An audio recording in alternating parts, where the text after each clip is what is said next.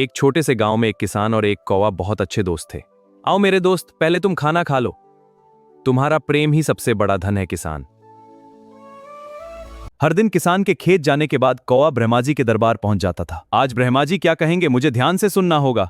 इस वर्ष धरती पर भयंकर सूखा पड़ेगा, लेकिन पहाड़ों में खूब वर्षा होगी और वहां फसल अच्छी होगी, तो किसान को तुरंत सावधान करना होगा। मेरा दोस्त संकट में नहीं पड़ना चाहिए। बारिश नहीं होगी, अभी से पहाड़ पर खेती की तैयारी करो। क्या सचमुच ऐसा होगा मेरे दोस्त? मैंने स्वयं ब्रह्मा जी से यह बात सुनी है।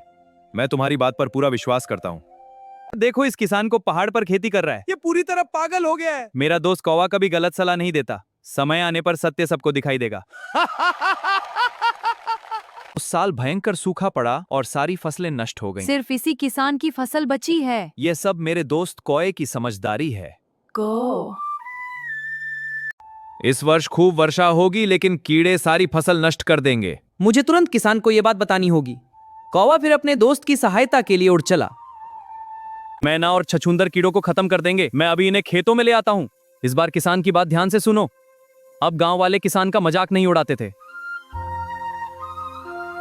कीड़ों ने पूरे गांव की फसल पर हमला कर दिया, लेकिन किसान की फसल पूरी तरह सुरक्षित है। मेरे दोस्त कौए ने फिर हमारी रक्षा की। समझदारी और तैयारी हमेशा जीतती है।